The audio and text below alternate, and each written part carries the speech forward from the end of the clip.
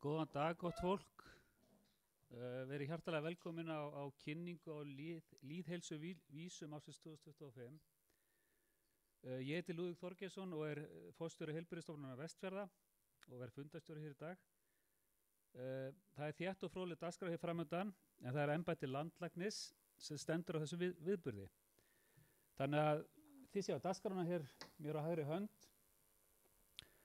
Þannig að við skulum bara vinda okkur í þetta og ég kynni til leiks Sigríði Júlíu Brynleifsdóttur, bæjarstjóra Ísafjarðarbæjar.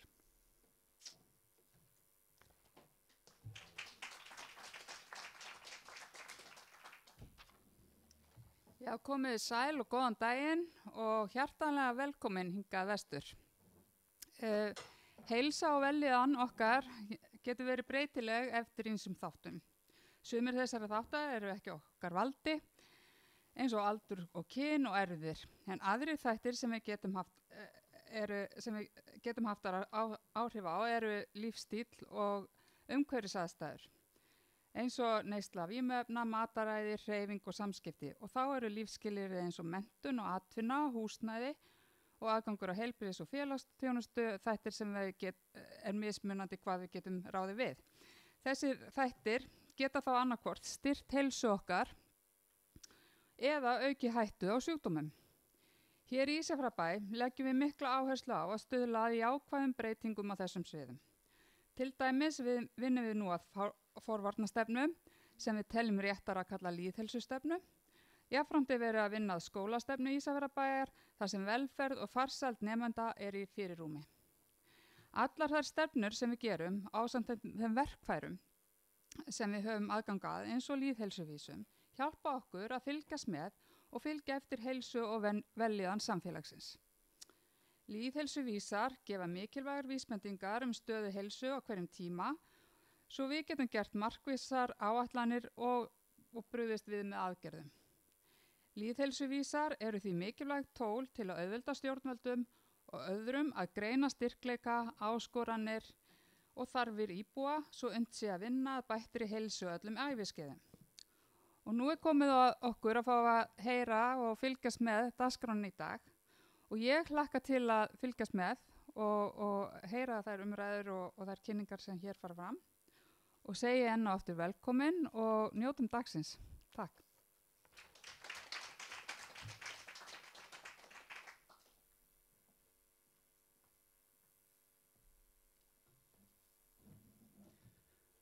Við þökkum Sigríði Júlíu kærlega fyrir. Smá praktískt sem ég gleymdi áðan að vera sem að geyma spurningar og slíkt varðandi erindin í umræðu kaflanum hérna í lokin, ekki nema að segja eitthvað mjög svo brennandi. En þá ætlar landlæknir María Heimisdóttir að ræða lýðheilsuvísa 2025. Gjörðu svo vel, María.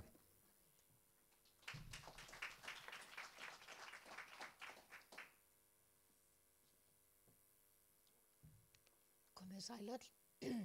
Það sérstaklega gaman að vera hérna með ykkur í dag og sjá fólk úr ólíkum geirum sem að allt brennur fyrir lýðheilsu og hag samfélagsins hérna á Vestfjörðum. Ég ætla að byrja á því að biðjast afsökunar á röddinni mér. Ég búin að liggja í víruspest og ég bara get ekki betur.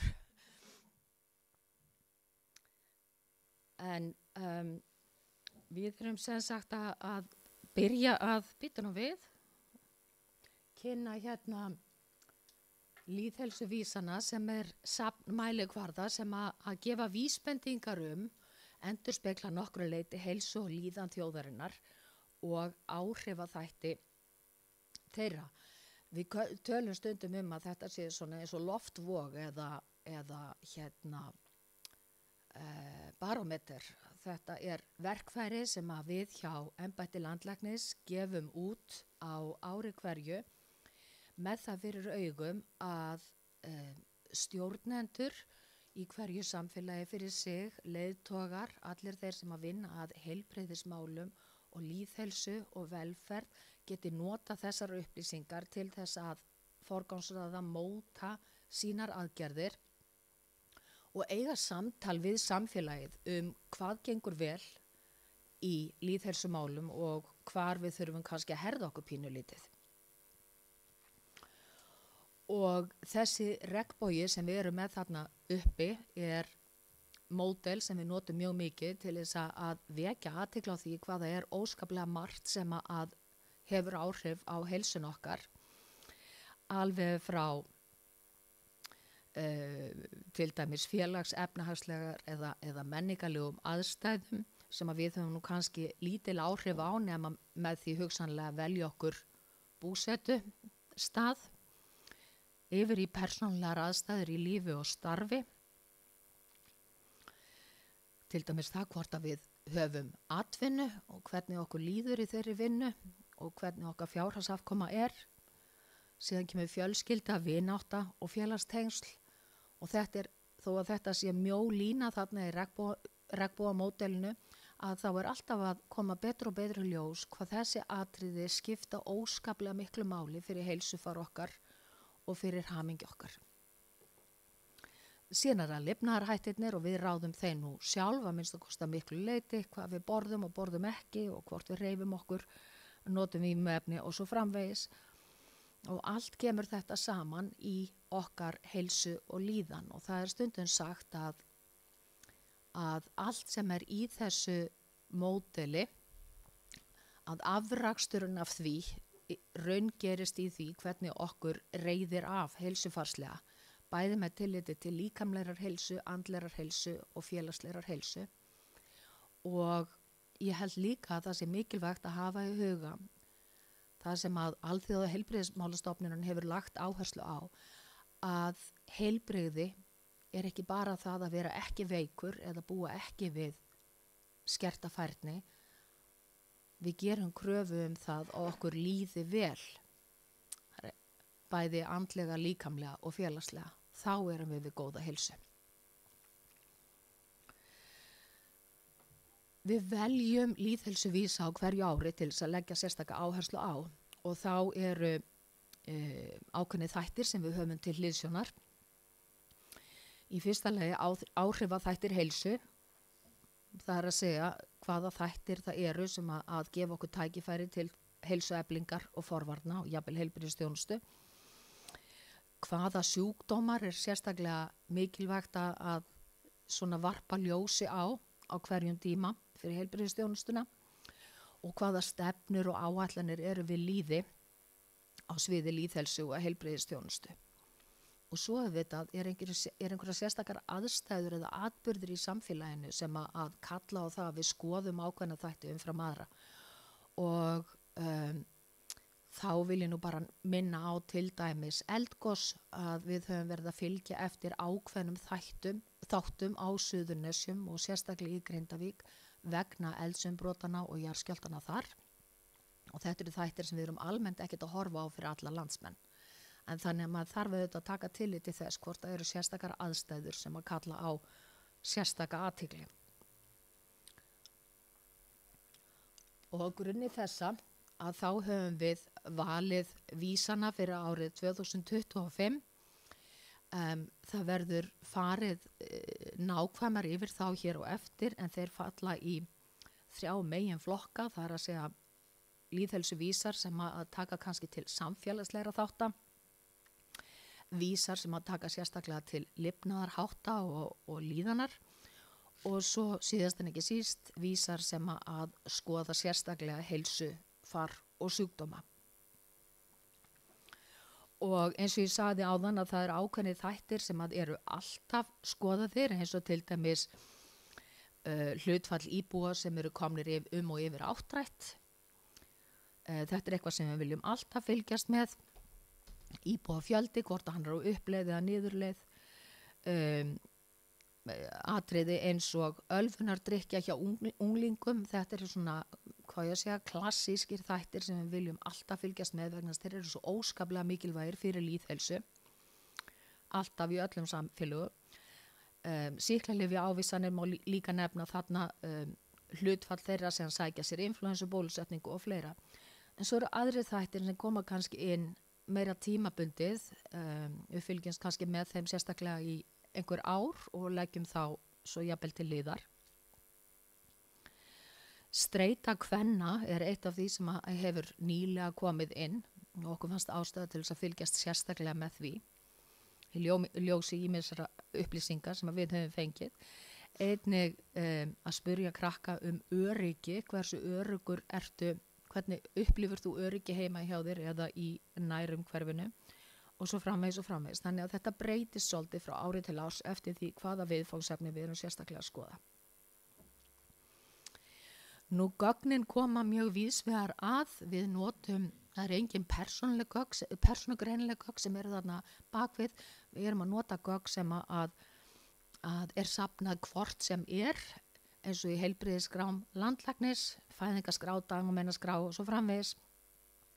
Við nýtum gögn úr könnunum sem eru framkvæmda með reglubundnum hætti, eins og íslenska æskulýðsrannsóknin og ákveðna kannanir sem að við gerum sjálf á heilsu og líðan og vöktun áhrifaþátta heilbrigðis. Síðan nýtum við líka gögn frá Hagstofunni, frá sjúkratryggingum og frá Tryggingastofnun. Ekkert af þessu er persónugreinilegt.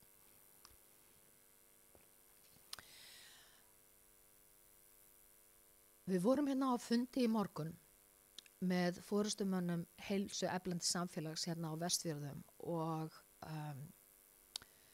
það var einstaklega gagnlegur og skemmtilegur fundur, held ég að okkur öllum frá embætti landlæknis hafi fundist, og það sem að fann í því samtali var hvað er óskaplega mikilvægt að koma og ræða við fólk á mismunandi stöðum. Við erum að mæla sömu atriðin út all land, en með því að heimsækja byggðirnar og eiga samtöl við þá sem að gerst þekkja til aðstæðna í hverju heilbrigðisumdæmi fyrir sig, að þá öðlast maður skilning til þess að kannski geta túlkað ákveðnar niðurstöður í ljósi þeirra aðstæðna sem ríkja á hverjum stað fyrir sig. Og það var það innsæi sem að mér fannst við fá í morgun á fundinu með heimamönnum, að átt okkur betur á að þó einhver tala hafi hækkað eða lækkað eða lítið kannski verð út heldur en síðast, þá eru kannski einhver atriði í samfélaginu sem skýra það. Og eins fengum við mjög mikilvægar ákveðna ábendingar hvað við gætum mælt með öðrum hætti til þess að það þjóni ykkar samfélagi betur. Þannig ég held að þessi fundir séu algjörlega ómetanlegir fyrir okkur. Og takk allir sem voru á þessum fundi. Og í lokin að þá langaði mig að þakka starfsfólki embættis landlæknis sem að ber hitan og þungan að þessu verkefni. Ég ætla nú ekki að lesa þau öll upp, en þau eru hér öll á glærunni. Þetta er alveg gríðarleg vinna sem er unnin allt árið, en svo er svona vertíð hjá okkur í aðdraganda þess að við birtum vísana. Og trúið mér, þetta er gríðarlega mikil vinna og gríðarlega vandmeðfarið verkefni, vegna þess að þessir vísar að þeir þurfa að vera traustir, þeir þurfa að vera þannig úr garði gerðir að við öll sem byggjum þetta samfélag getum notað þá í umræðinni hvað má gera betur og hvar við stöndum okkur vel, þannig að trúverðugleiki þeirra verður ekki, eða sem sagt verðmæti þess að þeir séu trúverðugir verður ekki ofmetið, og þeir eru það sannarlega. Þakka ykkur kærlega fyrir og afsakið enn og aftur að ég kem allir upp orði. Takk.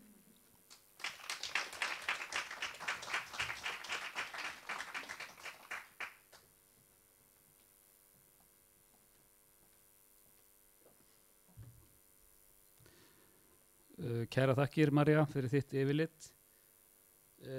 Þá er næst á dagskrá lýðheilsuvísar tengdir samfélaginu og heilsu og sjúkdómum. Og það er Sigríður Haraldsdóttir Elínadóttir, sviðsstjóri heilbrigðisupplýsinga hjá embætti landlæknis, sem að nú tekum við. Gjörðu svo vel, Sigríður.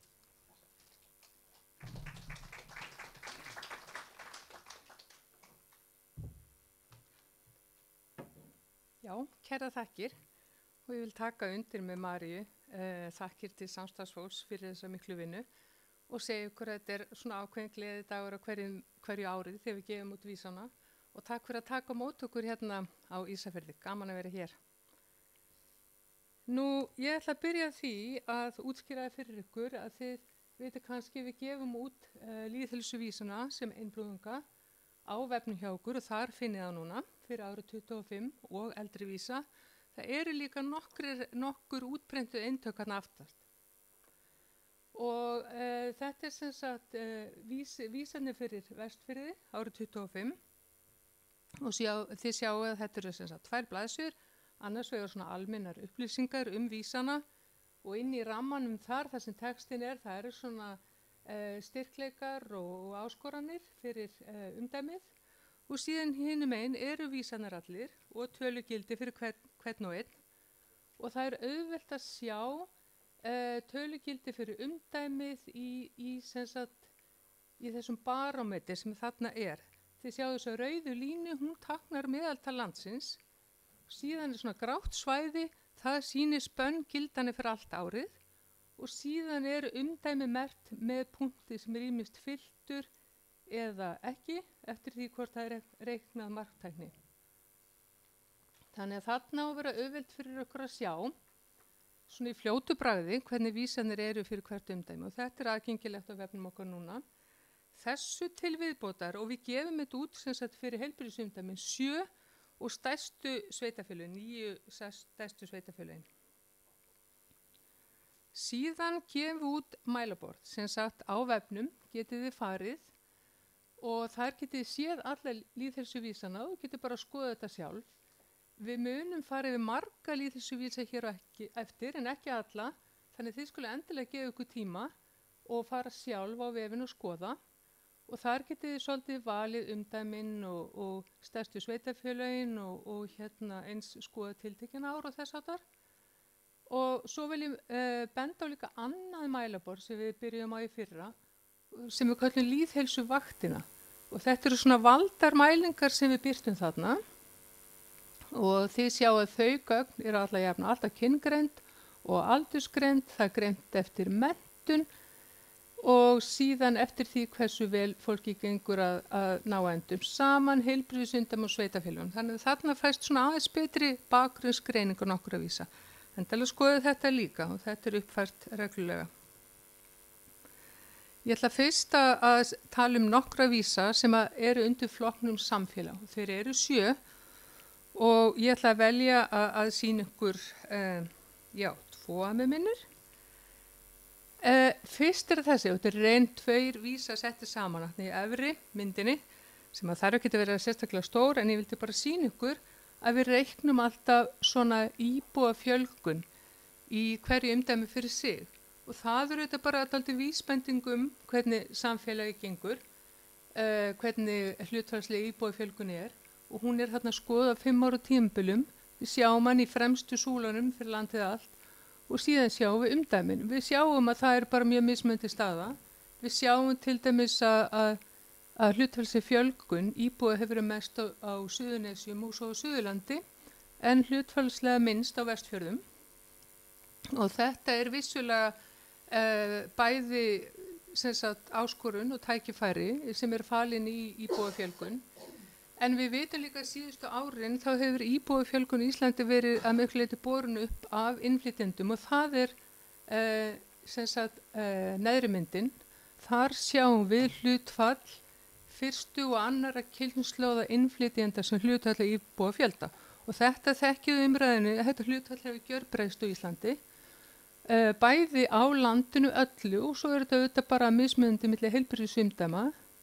Þið sjáu til dæmis að hlutfallið á Vestfjörðum tiltölulega hærra heldur en á landinu í heild, yfirlandsmeðaltali og eins og ég segi þetta hlutfall hefur hækkað mjög mikið síðustu árum. Nú við vitum það líka að innflytjendur eru fjölbreyttur hópur en þrátt fyrir margbreytileikann þá sker þessi hópur sig úr að mörgu leyti. Þessi hópur svona heilt yfir á gjarnan erfiðara meðan á endur saman. Búi í ótryggu leiguhúsnæði, meta andlega heilsu verr en fólk sem fætt hér á uppalið, bera minna traust til annara, allt þetta bara frekar svona skiljanlegt í þessu ljósi og finna ofta fyrir einmanaleika og meta hamingju sína minni. Og þetta eitthvað sem við þurfum að vita og taka tillit til og mér langar að benda á að fyrsta stefnu málefni innflytjenda var gefin út af félags- og vinnumarkaðsráðuneytinu 2024 og svo var þessi skýrsla sem kom út síðustu haust Þetta er samantekt OECD á málefni innflytjenda á Íslandi og þetta er líka svona merkilegt plagg og gott að skoða það. Þar kemur fram að við erum ekki að nýta hæfni og þekkingu þeirra sem hinga flytjast en eiginlega mikið. Það er bara, flestir eru sem sagt í vinnu sem að þeir eru með eiginlega mikla menntun í og það vantar upp á tungumálakunnáttuna. Við notum í raun minna fjármagn til tungumálakennslu en samanburðarlöndin og svo sjáum við líka sem er kannski alvarlegast á öllu börnum innflytjendan gengur verr í skóla heldur en börnum sem eru fædd hér og bara út frá lýðheilsufræðunum þá er þetta bara á í svona vandræðum, þannig að það er eins gott að gera sér grein fyrir þessu og vinna með það. Þá höldum við áfram.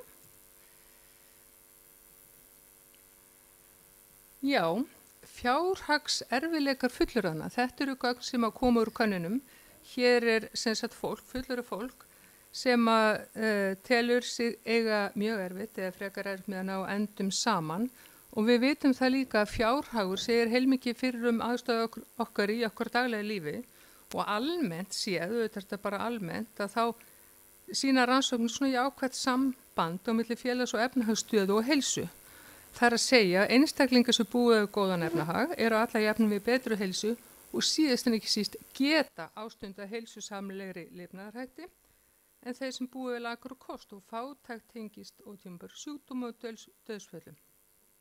Og það er mikilvægt að draga úr áhrifum fátæktar og að stjórnvöld móti stefnur og tryggja aðgerðir til þess að tryggja örugga grunnframfærslu. Þetta er gríðarlega mikilvægt og hér sjáum við svona heilt yfir. Það er alveg mikið, það er næstu 20% af fólki sem að telur það eiga erfitt með að ná endur saman, frekar eða mjög.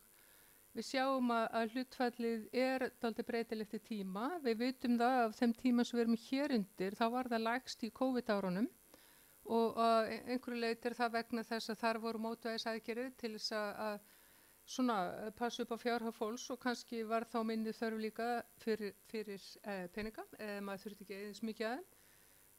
Við sjáum að það er talsverður munur á milli heilbrigðisumdæma og svona heilt yfir þá er svona alla jafna hærra hlutfall í þessum hópum sem er erfitt með nægundum saman í landsbyggðarumdæmunum.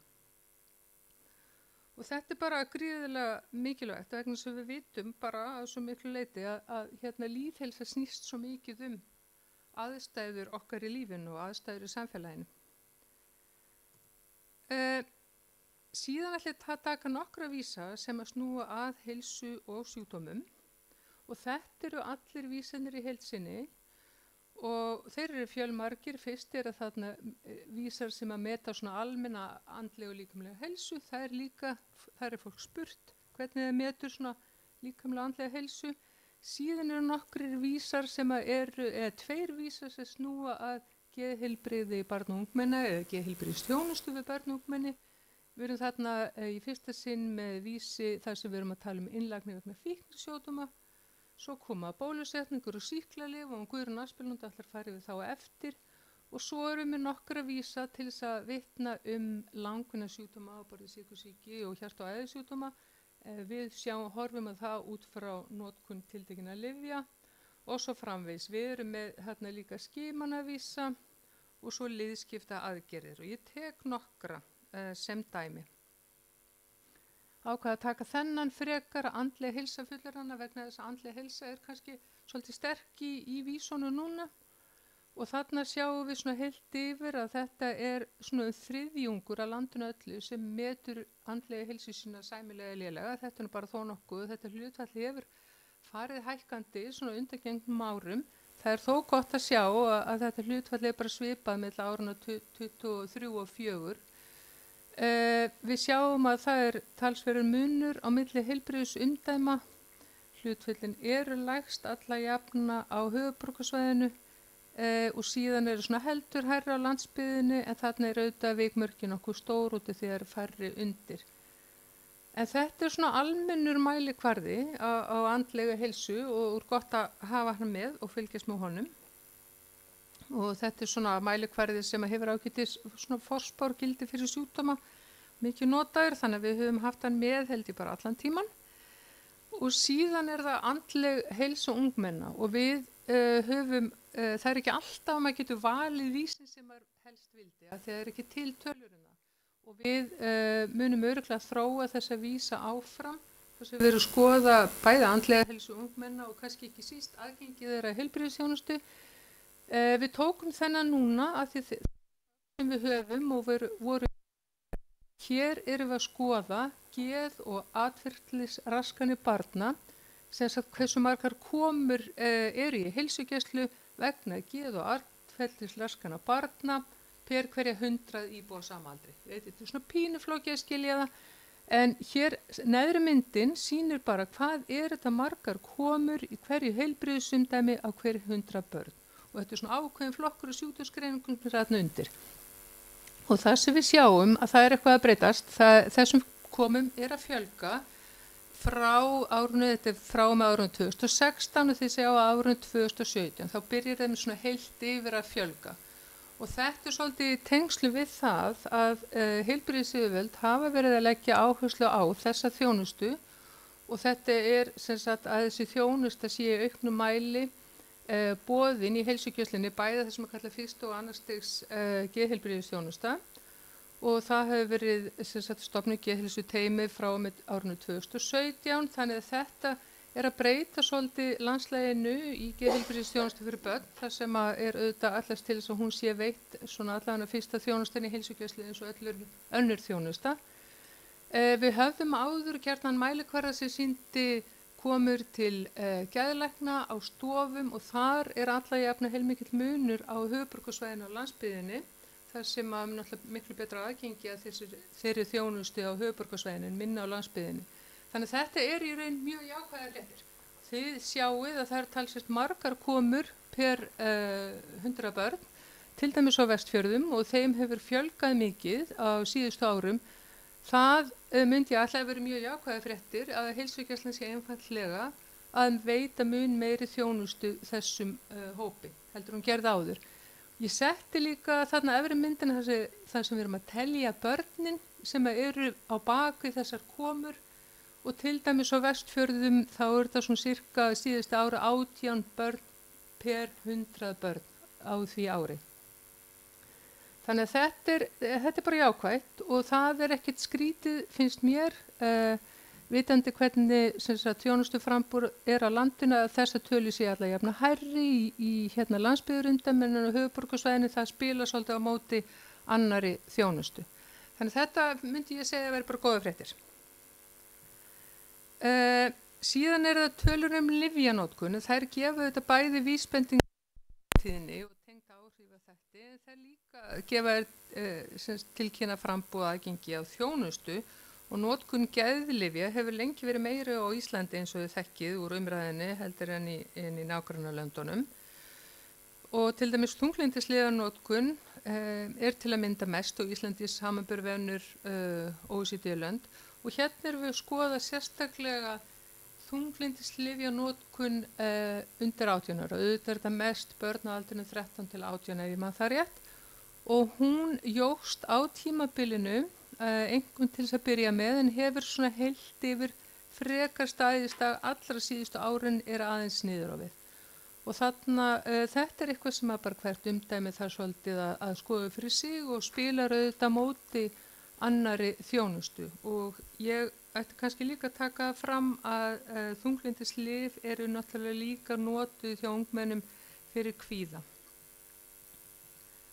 Þannig þetta eitthvað til þess að skoða en það þá allavegana svona stabiliserast svona síðustu árin þannig að aukningin hefur ekki orðið meiri. Síðan það fíknisjúkdómarnir. Við höfum í raun ekki áður haft neina vísa heilbrigðisþjónustu vegna fíknisjúkdóma.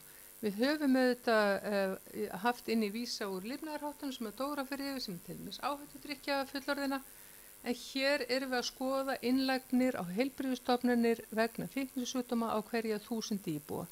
Og ég setti þarna með efri myndin þetta til þess að sýna hversu fíknisjúkdómar hafa mikil áhrif á hvað það stór hluti af þeim svona heilbriðu lífsárum sem við missum. Það út af áfengi og öðrum fíknisjúkdómum. Þannig að gríðarlega mikilvægt að horfa á þennan málaflokk og síðan neðri myndin sýnir svona hvað fíknisjúkdómar vega mikið í heildar sjúkdómabyrði. En þið sjáu þarna á myndinni, þarna eru sem sagt verið að skoða innlagnir á opinberri heilbrigðisstofnun og SÁÁ, þetta er lagt saman og ég get nefnt þessi dæmi að þá voru á árinu 2024, þá voru þetta 2300 innlagnir og þetta gerir maður ráð fyrir í innlagnir séu svona alvarlegustu tilvikin. Þarna voru einhver 65% hjá SÁÁ og 35% hjá opinberri heilbrigðisþjónustu og svona á heildina litið þá þetta svona eitthvað nálægt 6% af öllum sjúkrahúsinnlagnum. Þetta svona svipað og öndunarfæri sjúkdómar, allir öndunarfæri sjúkdómar, aðeins færri heldur en kannski krabbmein og hjartasjúkdómar en þetta talsvert stór málaflokkur og við vildum gefa honum athygli og munum áfram reyna að þróa vísa til þess að endurspegla þennan málaflokk. Ef við förum yfir á næstu. Já, langvinnir sjúkdómar, það áætlað að langvinnir líkamlegir sjúkdómar orsaki við 70% dauðsföllum á heimsvísum og þetta eru aðalega hjartaæðasjúkdómar, krabbamein, langvinnir lungnasjúkdómar og sykursýki. Og við eigum ekkert einhverjar heildarskrár yfir alla þessa sjúkdóma. Við eigum jú góða skrá yfir all krabbamein og einn dag munum við eiga skrá yfir sykursýki, allir með sykursýki og kannski hjartaæðasjúkdóma. En svona fram að því þá nota maður gjarnan tölur lyfjanótkun til þess að reyna að átta sig á umfangi þessara sjúkdóma. Og þetta sem sagt mynd yfir blóðsykurslækkandi lyf,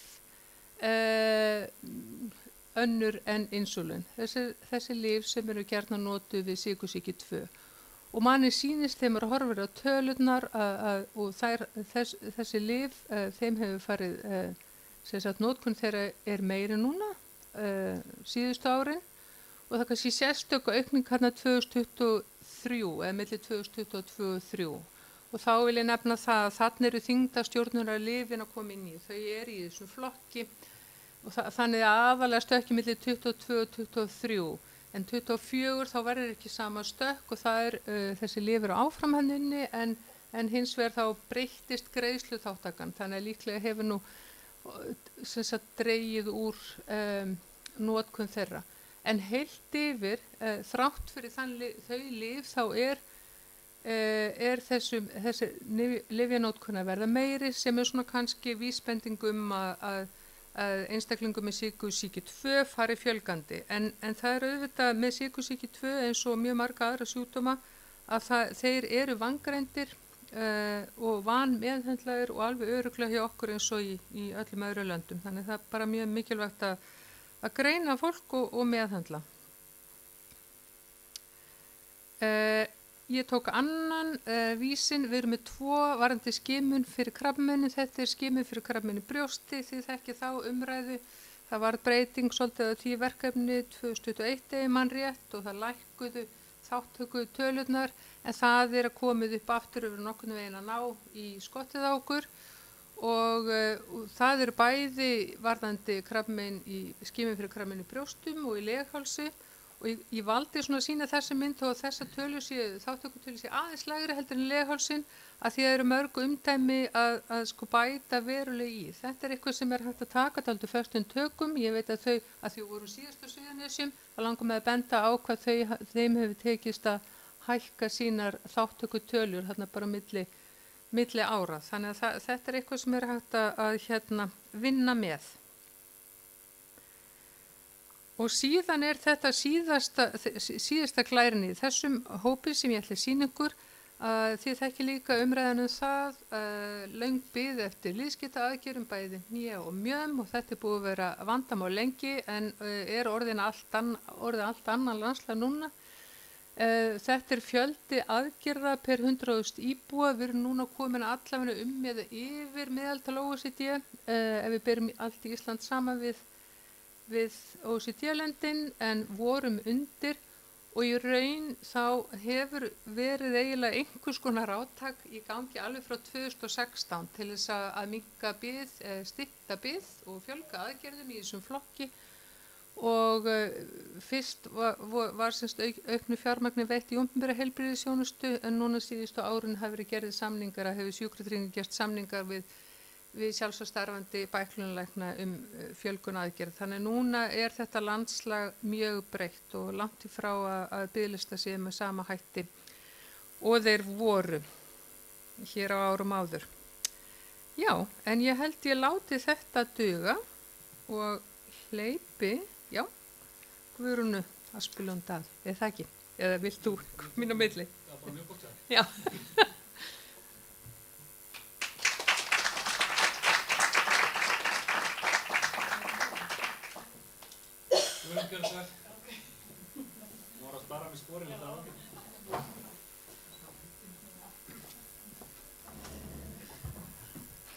Já, góðan dag, fundarstjóri.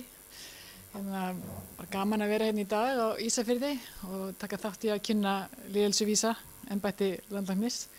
Ég ætla að kynna 3 vísatengda sóttvörnum sem voru valdir fyrir 2024.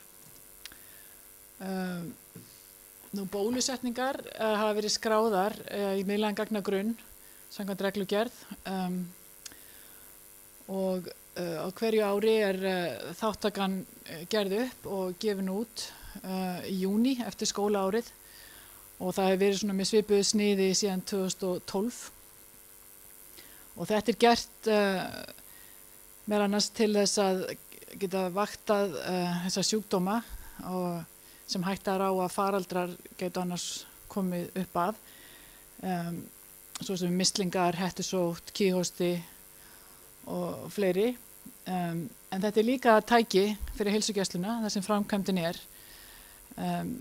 til að fylgjast með sínu fólki og boða þá sem að hafa mist af sínum tímum í bólusetningar sem þá meira svona rauntíma eftirlit. Í fyrra vorið 2024 kom hérna kíghósti í fyrsta sinn aftur eftir síðan 2019 en það svona venjulegt að það var komið hrínur af kíghósta á svona 3-5 ára fresti. Þannig að hérna sjáum við bólusetningar barna, endur bólusetningu sem sagt við 4 ára aldur gegn barnaveiki, stífkrampa og kíghósta, það kallast DTP.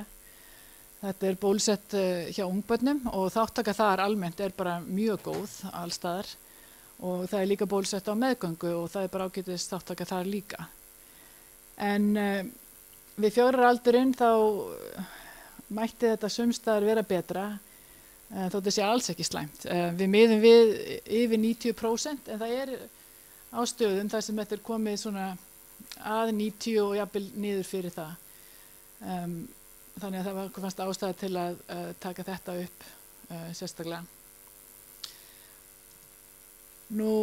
Influensubólusetning boðin árlega gegn árlegri influensu og það svona kemur venjulega í október bóluefnið og átaki byrjar fyrir veturinn og sóttvarnalæknir mælir með þessari bólusetningu fyrir ákveðna forgangs- og áhættuhópa meðal annars eldra fólk og við getum tekið út eftir aldri en við höfum ekki upplýsingar sérstaklega varðandi áhættuhópana eins og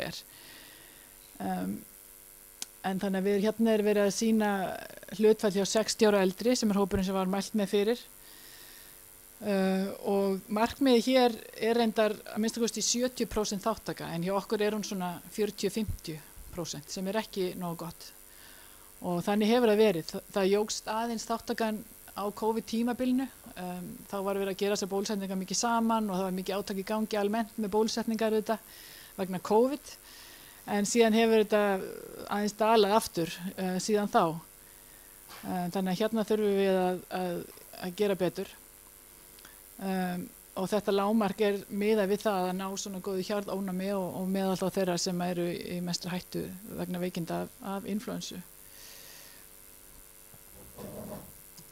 Síðan langar við að nefna aðeins sýklalyfjanotkun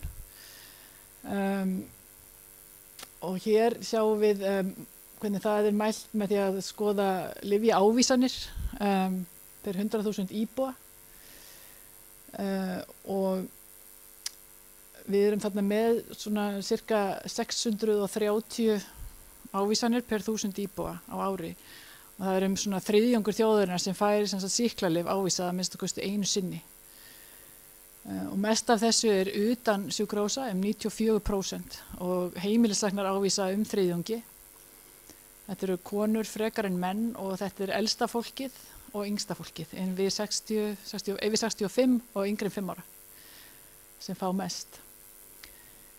Við notum mest af öllum Norðurlöndunum og hefum gert það í allan áratug og Svíar nota minnst og hafa gert það í allan áratug og það hefur farið lækkandi hjá þeim. Og svona til viðmiðunar þá nota þeir það eru 270 með rúmlega 600 hjá okkur ávísanir per 1000 íbúa. Þannig það er töluverður munur. Með við Evrópu þá erum við samt svona í meðalagi því að dreifingin er miklu meiri þar og sum lönd þar sem nota meira. En Ísland sker sér þó úr hvað varðar notkun á litla notkun á breiðvirkum sýklalyfjum sem er mjög jákvætt. Þannig að við gerum það vel. En hérna er tækifæri fyrir okkur. Og það er ekki meira mér, takk.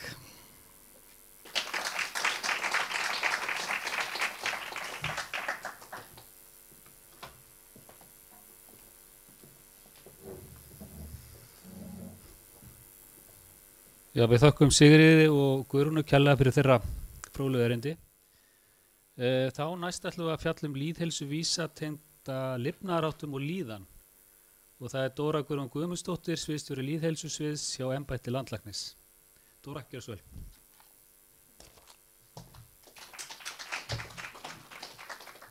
Takk kærlega fyrir og kæra þakkir fyrir góða móttökur hér. Alltaf svo gott tekur undir með mínum kollegum, gott að koma á vettvang, ræða við fólk á vettvangi og líka gott að hitta ykkur hérna sem fylgist með yfir hérna netið þó við sjáum ykkur ekki í raunheimum. En ég tek bara undir það, við byrjum að vinna þessum lýðheilsuvísu 2016. Þetta hefur verið afskaplega jákvætt bæði fyrir samstarf milli sviða innan embættisins og einmitt að koma á vettvang og ræða við fólk sem vinnur í heilbrigðis geiranum, félagsmála oft og skólamálum og öllum þessum þáttum sem að hafa áhrif á heilsu okkar og líðan. Og ég ætla að fjalla þætti sem eru undir þessum undirflokki líðan og lifnaðarhættir. Og við ákomum val og vísunum í ár að horfa svolítið á það sem hefur verið kallað svona nýjar lýðheilsu áskoranir ungmenna. Heilbrigðisráðherra setti á laggirnar starfshóp sem að ég fer fyrir sem að vinna aðgerðaáætlun lýðheilsu áskoranir ungmenna nýjar og hvernig við getum líka lært af því sem að við höfum gert vel hér áður. Við áttum einu sinni, stundum erum við best í heimi einhverju sem við erum stolt af og stundum erum við hæst í einhverju sem við erum ekki svo ána með eins og þegar við áttum með yfir ungmenni sem hafi verið drukkin senasta mánuðinn hérna í Evrópu einhver tíma 90 eitthvað og þessu nóð var snúa við og við erum orðin best í heimi með það að við erum með fæst ungmenni sem eru drukkin og við erum að fylgjast með þessu. Og hvernig gerðum við það? Það var ekki bara einhver einn geiri eða einhver einn aðili eða einhver einn stefna sem breytti öllu, heldur samtakamáttur alls samfélagsins. Þar sem að ríkið gerði sitt, sveitafélögin, skólarnir, foreldrar og svo ungmennin sjálf líka. Þannig við erum svolítið með fókus á ungmenni hérna og nýjar áskonar, þarna fyrsta snjalltæki og skoðum hvaða mælingar við hefðum á því og við erum hérna með mælingu sem er úr ískráni og það eru þegar að skólahjúkrunarfræðingar spyrja ungmenni þarna í 7. bekk og þarna erum við með þýðisgögn, þannig eru bara öll ungmenni sem eru í 7. bekk hvar sem eru á landinu, þau hitta öll skólahjúkrunarfræðing og það einmitt, þið sjáu þarna eru við með mælingar 2018, veturinn 2018-19, svo 21-22, 23-24 og 24-25, aðeins mismunandi hvenar yfir veturinn skólahjúkrunarfræðingarnir hitta nemendurna. En þetta er svolítið sláandi að við sjáum þarna tæplega 20% barna, 18,1% barna yfir landið fara oft eða alltaf með síma eða tölvu í rúmi þegar þau fara að sofa. Og við vitum alveg að það er allavega ekki gott. Við getum alveg verið sammála það að snjallsímar til dæmis allt öðruvísi áskorun heldur en áfengi eða tóbak. Áfengi og tóbak hefur neikvæð áhrif, en snjallsími getur verið nýtt sem tæki til þess að læra og ýmislegt, en að fara með svona snjalltæki upp í rúm rétt fyrir svefn getur vel verið sammála að ekki gott. Þannig að þarna heilmikið tækifæri til þess að skoða hvað við getum, einmitt með svona samtakamætti. Við þurfum að gera umferðarreglur þessi nýjar umferðarreglur eða eitthvað annað samkomulega það, hvernig við ætlum að umgangast þessi nýju tæki og þessa tækni. Og þarna það er oft þegar við erum með úrtaksgögn, þá erum við með fá svör kannski frá Vestfjörðum, en hérna erum við með í rauninni alla sem hafa komið, og þarna sláandi að sjá að það eru alveg 30% á Vestfjörðum sem að fara oft eða alltaf með síman í tölvuna í rúmi. Þannig að við bara hvetjum til ykkur og byrjum bara öll til að skoða þetta og sjá hvað þetta að gera, og ég alveg sannfærð það að þegar við tökum höndum saman í þessu eins og öðru, þá getum við snúið þessari þróun við.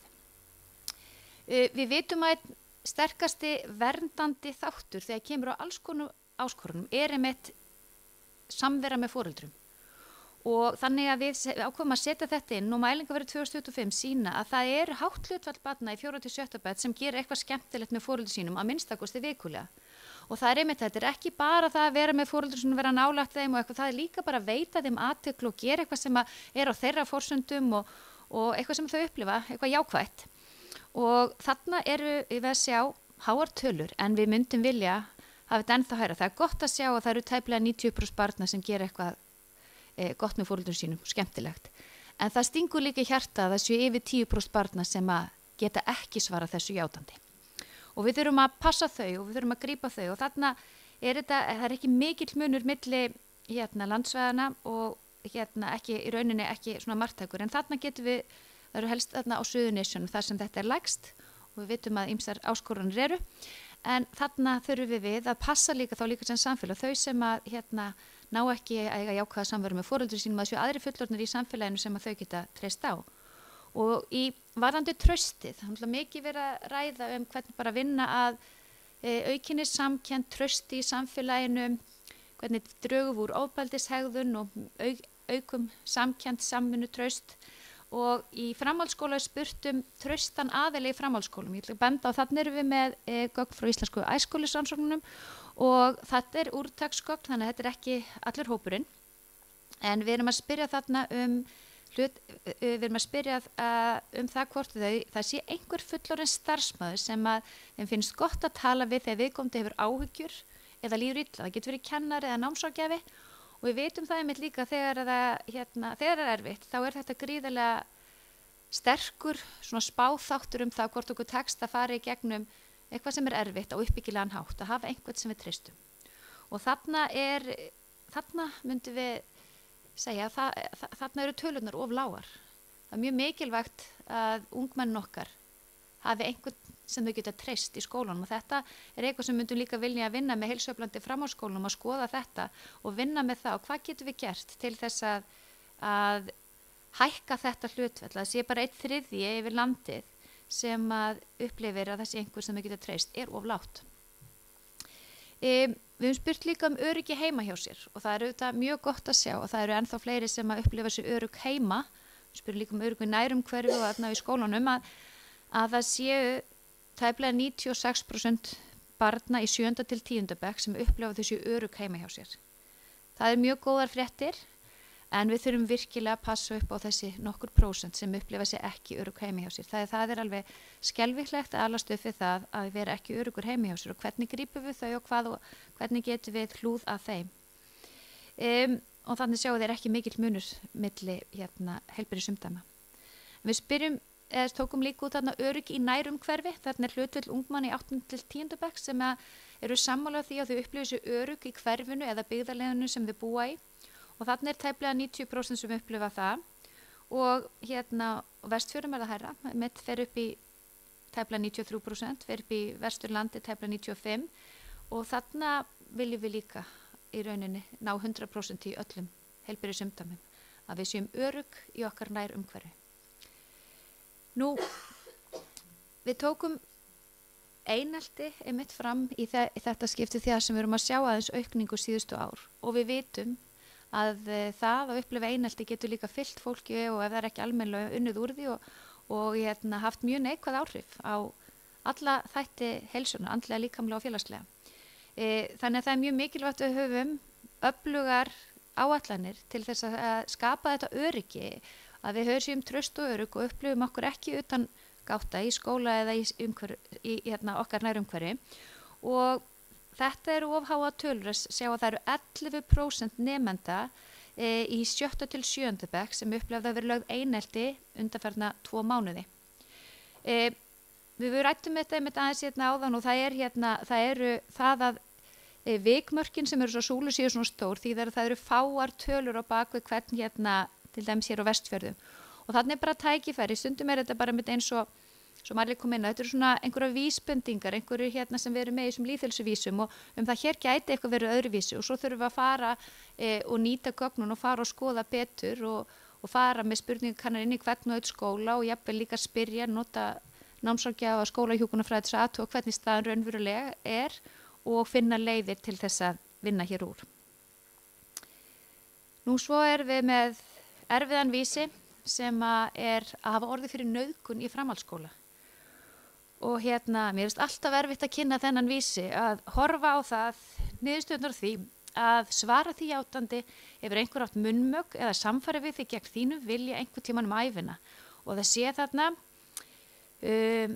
13% yfir landið allt sem svara þessu játandi í framhaldsskólarannsókn og þarna einhver munur milli umdæma og þetta ekki marktækur munur, við sjáum að talan samt hærri fyrir Vestfirði og Vesturland og þetta auðvitað eitthvað sem við þurfum sem samfélag að vinna að og finna át því hvernig við lækkum þessar tölur. Og það stórt og mikið verkefni sem við gerum og þurfum að gera í sameiningu. Nú, Marja myndist líka á streitu kvenna og oft erum við ekkert að kynjagreina en við höfum verið að sjá það að þessi þróun ólík milli þessara tveggja kynna, karla og kvenna og við erum fullt af flottum líka metum, við erum fremst í jafnrétti í heiminum, við erum með hæstu atvinnuþátttöku kvenna allra landa og við höfum verið að sjá það í gögnum, það getur líka verið að það sem mjög jákvætt og einhver farvegur og vegferð sem að engin þjóð hefur farið og undan okkur, að það séu kannski líka eitthvað sem við þurfum þá að bregðast við og breyta ef við erum að hæsta hlutföll af foreldrum báðum á vinnumarkaðinum þá getur verið að það hafi einhver áhrif það að þessi aukning var orðið í því að konur fara út á vinnumarkaðin og það getur verið að við þurfum þá að huga því og það breytist hraðar og við sem samfélag þurfum að breyta öðrum þáttum. Við höfum líka séð það að mennta sig, aukin menntun kvenna ekki að koma og nýtast konum eins vel á Íslandi samanborið við önnur lönd. Þetta bentir alþjóðlega heilbrigðismálastofnun okkur á og þetta bara eitthvað sem við þurfum virkilega að skoða að vera vakandi og þarna sjáum við og við sáum þetta strax í hruninu að þar fóru einmitt ákveðnar konur á svona 25 til kannski 45 þeirra bæði streita og svona líðan var verð í flestu mælingum og við vorum ekki að sjá mikinn muni með þegar við vorum að skoða allan hópin en við sjáum munin betur og þess vegna tökum við þann út fyrir konur og það 1/3 kvenna sem að segist oft eða mjög oft finna fyrir streitu í daglegu lífi og það allt of hátt og við sjáum að það þetta aðeins mismunur milli umdæmana en í rauninni aðeins flöktandi og þetta svona í rauninni má bara segja 1/3 og það bara allt of hátt og við þurfum að finna leiðir til þess að snúa þessu við. Þetta hefur neikvæð áhrif á svo margt og konurnar, mæðurnar, þetta mjög oft við sáum það konur að þeim aldri sem eru að ala upp börn og það eitthvað þarna sem við þurfum að taka á í sameiningu sem samfélag til þess að verða ennþá meira heilsueflandi samfélag. Nú aðeins að íþróttaiðkun, börn í 1. bekk þetta nú bara nokkuð hátt hlutfall yfir landið en við myndum vilja sjá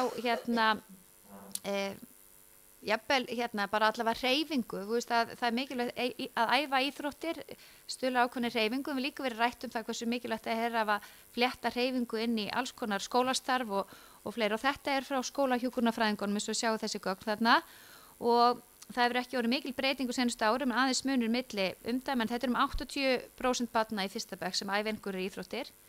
En þarna sjáum við aftur, og þarna er þetta ekki úrtaksgögn, þetta er frá skólahjúkrunarfræðingunum, að það hefur lækkað og er lægst á Vestfjörðum, og það er þá eitthvað svona til skoðunar. Það gæti verið einhverjar skýringar á því sem við sjáum ekki hér, og kannski þarf bara að kippa í einhverja spotta, og við vitum það að til dæmis tóku eftir því ákveðin þurfum að vinna lýðheilsustefnu með Reykjavíkurborg, og það voru ákveðin hverfi þar sem var lægra hlutfall þáttöku, og þau fóru bara að vinna sérstaklega í því að auka þáttöku í því hverfum, og það tókst, þannig að það eru ýmislegt hérna sem hægt er að gera. Og svo ef við skoðum hreyfingu samkvæmt ráðleggingum sem að hérna, og við vorum á síðast ári gáfum við út nýjar opinberar ráðleggingar hreyfingu og takmörkun kyrrstöðu, og hérna samkvæmt ráðleggingum mælt með öll börn hreyfi sér daglega og hreyfingi sér rösklega eða kröfti í minnst 60 mínútur á meðaltal á dag yfir vikuna, og hreyfing barna minnkar alla jafna með hækkandi aldri, og hérna erum við að sjá svo sagt 10. bekkinn að það eru þá bara 20% sem að ná því að hreyfa sig samkvæmt ráðleggingum, og þarna getum við gert líka betur, en þarna getum við líka bara sagt að hérna þarna voru Vestfjörður í mjög góðum málum, hérna 10. bekkurinn fyrir 2 árum, og kannski er hægt að hérna sjá hvað einhverju styrkleikar það sem hægt er að grípa inn í, og jafnvel þeir kannski leiðbenda okkur fleiru með þessa árganga sem eru núna, og svo kannski eitthvað sem við getum nýtt frekar til þess að halda 10. bekkingum í hreyfingu og halda sig við það að þau nái þessari ráðlegu hreyfingu. Nú, við erum líka með virkan ferðamáta í vinnu og skóla fullorðna. Við vorum búin að taka eftir því sem að aðgengi, göngustígum annað fjölgar, þá hefur það áhrif á hérna hegðunina, verkefni eins og hjóla í vinnuna, svona skilar árangri, þannig það er ýmislegt hægt að gera. Þarna einmitt voru, sjáu þið Vestfjörðir mjög háir 2016, en eitthvað hefur hérna farið niður og komið niður í 6, eða voru í 42% alveg, og spurning hvað hérna, hvort það hefði verið eitthvað sérstætt þá, var bara betra veður eða var það einhver aðrir þættir, og svo bara hérna, ég sjá að það er samt hins vegar þið voruð í miklu betra málum en eru komið svona nær landsmeðaltalinu núna, þannig einmitt gæti verið gott að rýna hvað væri hægt að gera. D-vitamin er, eins og ég held að vona allir vita, eina vitamenni sem að við fáum ekki nóg af, getum ekki fengið nóg af í gegnum matinn eða sólina, þannig að það sem er mælt með að taka svona bætiefni, og þarna eru líka skólahjúkrunum sem spyrja, en það eru tæplega helmingurinn sem tekur D-vitamin, og þetta er oft kannski líka vísbendingu það ef við náum að taka D-vitamin, þá eru svona heilsu meðvituð og vitum að þetta skiptir máli, þetta getur svona vísbendingu það, svona heilsu læsi og heilsu hegðun, þannig að hérna þarna getum við gert betur.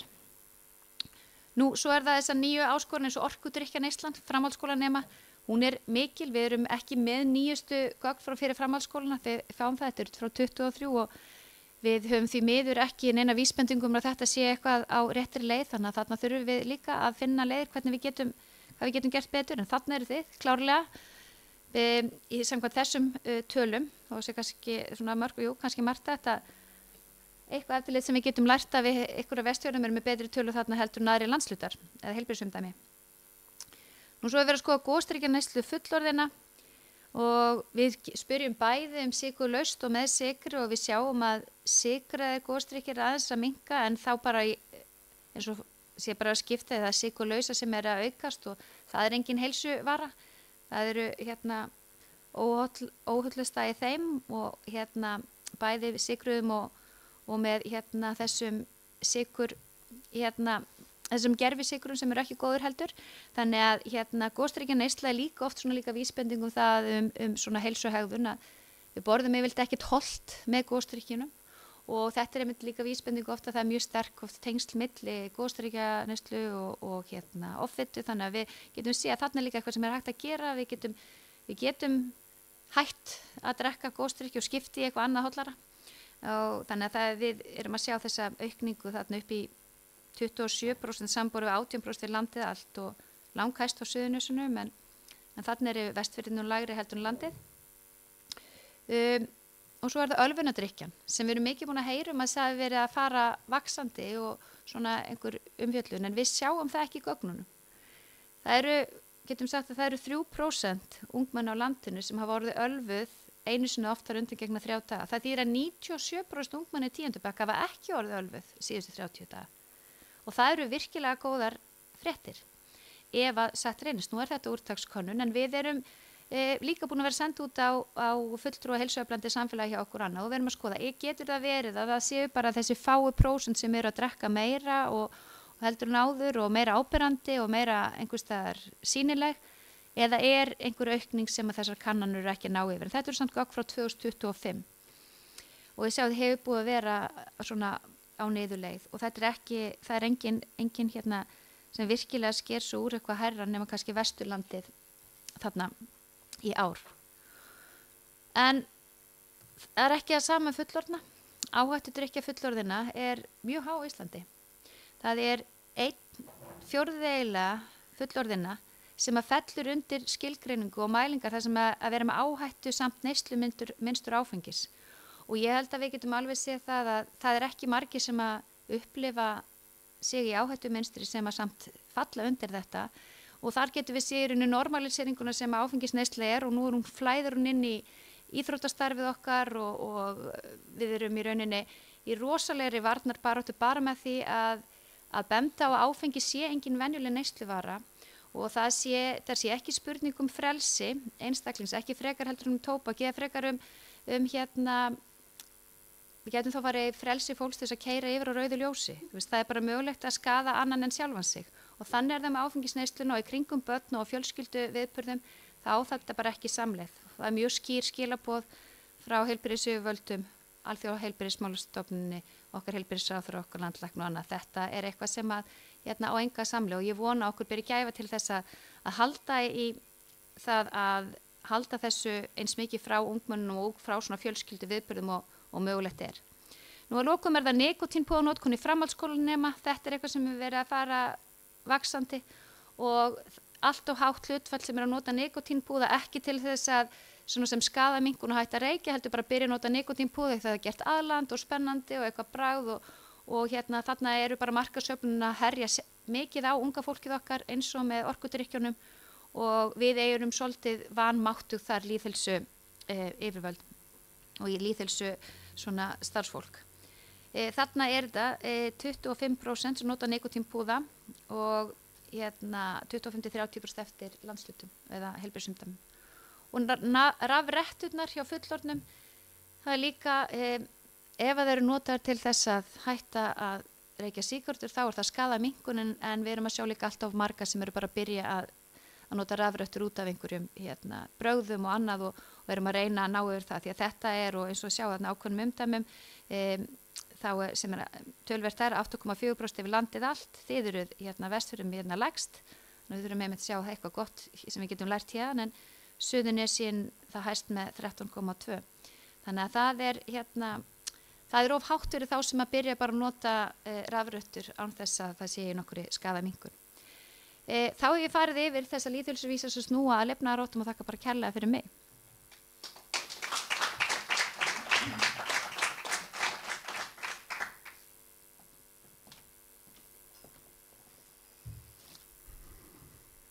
Kæra þakkir, Dóra Guðrún.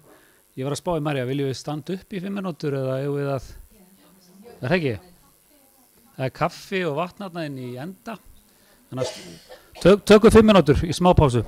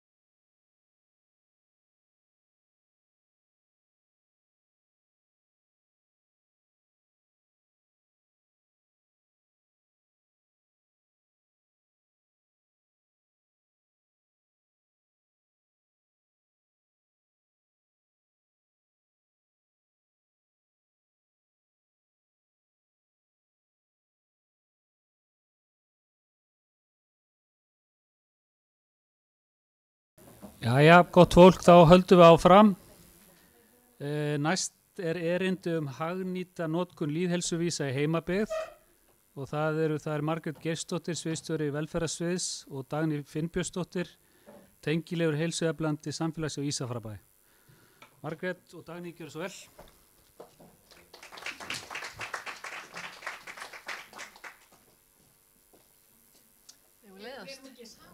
Nei, ég skal bara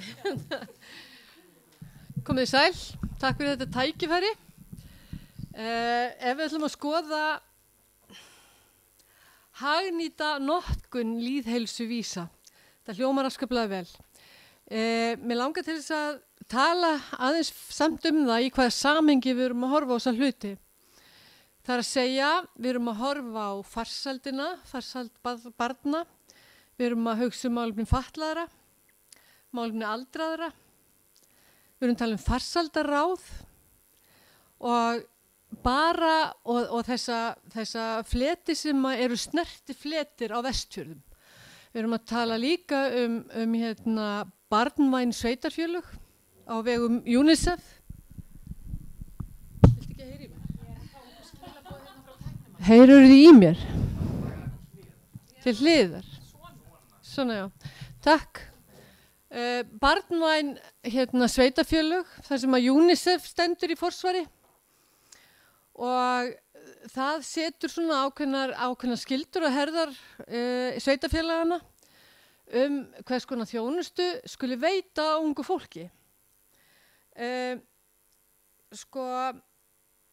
Við verðum að finna sameiginlega flöt á því hvernig við ætlum að vinna saman á Vestfjörðum vegna þess að það skiptir okkur svo miklu máli. Ég hef áhyggjur af því hvernig vísarnir fátæktin að koma út í þetta. Ég bara verulegar áhyggjur af því, ég verð að segja það. Því að ef það er eitthvað sem að virkar illa á almenna líðan hjá fólki, þá er það áhyggjur af fjárhag. Og þetta er eitthvað sem við erum að taka grafalvarlega. Og eins og ég sagði hérna í morgun þegar ég var að tala við sérfræðingana, sasana, að þá hef ég líka áhyggjur af því að atvinnuleysistölur séu bara ekki að tala á réttan hátt til okkar. Þannig er nefnilega mál með vexti að á meðan við höfum ekki mjög fjölbreytt atvinnulíf hér fyrir vestan og ykkur missir vinnuna sína, þá fer viðkomandi. Það þýðir að atvinnuleysistölunar eru þá ekki að segja okkur það rétta, atvinnuleysi og fólki er farið, auðvitað þá lágt atvinnuleysi hérna. Og hvað ætlum við að gera í því?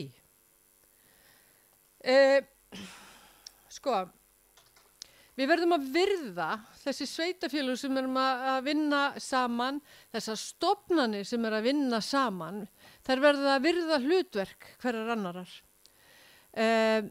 Það er ekki alltaf þú átt að gera þetta og benda á næsta, heldur hvert er hlutverk þess kerfis sem ég er að vinna í og hvaða ábyrgð á það kerfi að taka.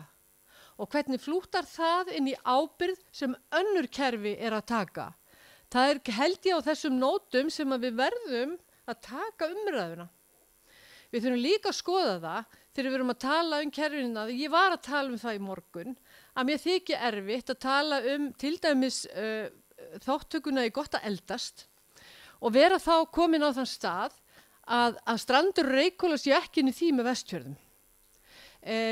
Auðvitað eigum við að vera í þessu saman og það er í fyrsta skipti finnst mér í morgun sem ég heyrði, já, við erum að gera eitthvað í þessu og það var frá ykkur hjá landlæknisembættinu. Þess vegna ætla ég að standa við það. Ef þið getið lagað þetta, þá sendi ég ykkur blómvönd. Þannig er það nú bara. En mér langar líka aðeins til þess að tala það hvað velferðarnefndin hjá Ísafjarðarbæ er búin að vera að gera. Hún hélt ráðstefnu daginn og ég ætla bara að nota tækifærið og þakka góð viðbrögð frá landlæknisembættinu að senda hingað manneski til að taka þátt í þessu með okkur. Við heldum bara góða ráðstefnu og þar kom ég líka hjálpin vel inn og rannsóknur og greining og ég vil taka það fram að Ísafjarðarbær er búin að kaupa niðurstöður rannsóknur og greiningar frá 1996 og þannig að við erum búin að fá statistík sem að spannar öll þessi ár og þetta hangir svolítið saman við stofnun Vá Vest. Þar sem að við unnum að forvörnum. Forvörnum varðandi áfengi, varðandi tóbak. En það sem hefur átt sér stað undanfarna árategi að við þurfum að útvíkka það hvað forvarnir eru. Við þurfum, og ég held að velferðarnefndin sé alveg á því líka, sem by the way, mjög góð nefnd, velferðarnefndin. Virk og dugleg. Og við verðum nefnilega að skoða forvarnir í víðu samhengi og þess vegna finnst mér svo gott að við skulum vera að koma með lýðheilsuvísa sem að segja okkur hvar eiga áherslunar okkar að liggja. Hvað eigum við að gera til þess að stefna eða stofna til góðrar líðanar íbúana hjá Ísafjarðarbæ og helst allra sko. En nú ég aðeins að velta fyrir mér mínum heimabæ.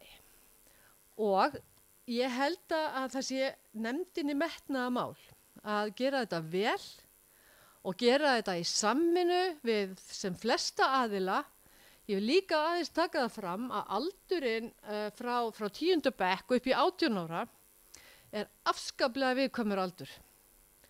Við verðum að ná góður í samvinnu við nemendur sem eru á þessum aldri.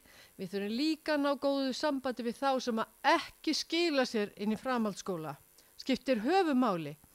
Og ég held að í tillögum til dæmis frá barnvænum sveitafélögum, þar komin hugmyndin að stofna aftur ungmennahús. Hér var gamla apótekið rekið við góðan orðstýr lengi vel, svo fjaraði undan því starfi að því við vorum, ég verð bara að segja, við vorum í svo svakalega góðum málum. Núna held ég að það sé bara verulegur áhugi, manni heyrðist það allavega á ráðstefnunum daginn að sem velferðarnefndin hélt að það væri mikil svona krafa ungmennahús. Það myndi nýtast öllum börnum, öllum ungmennum sem að búa á þessu svæði. Öllum byggðakjörnum Ísafjarðarbæjar og Súðavík, ekki gleyma Súðavík. Þannig að ég held að við getum saman gert alveg svakalega fína hluti og við skulum bara öll vinna af því. Takk. Herri, ég bara aðeins til að taka undir með Margréti. Ég íþrótta- og æskulýðsfulltrúi í Ísafjarðarbæ og því bara mikið að horfa til ungmennana og framtíð þeirra og einnig fulltrúi í velferðarnefnd, þannig að ég tek sérstaklega undir með Margréti og þessi vinna sem stendur yfir hjá okkur með forvarnastefnuna eða lýðheilsustefnuna eins og við viljum kalla hana. Og það eru við bara þessi lýðheilsuvísar og þessi markmið sem við ætlum að horfa til eru gríðarlega gagnleg hér eftir þennan fund. Og þetta samtal sem við erum búin að eiga eða áttum í morgun hér, glemtir ykkur? Já. Og þau vinnana sem framöndan þetta samtal sem við erum búin að eiga hérna mjög gagnlegt í vinnuna sem framöndan. Og við höfum góðan gagnagrunn og gátlista og fleira sem heilsueflandi samfélag inn á okkar gagnagrunni sem að við getum hort til heimsmarkmiða og fleira sem að við megum ekki gleyma í þessari vinnu. Og við erum mátulega lítið samfélag og við ættum að geta gripið til aðgerða og nýta okkur smæðina. Og við erum nú þegar í mjög góðu samtali á milli hagaðila, lögreglunar og heilbrigðisstofnunarinnar, bæði í Vá Vest og Öruggari Vestfirðir og svo erum við bara með farsældafulltrúa og svæðisfulltrúa með Vestfjarðarstofu og ISI og UMFI, þannig að það tengir okkur öll saman hér sem svæði eins og Margrét var að koma inn á að við megum ekki gleyma Reykhólum og Strandabyggð í öllu þessum samtölum.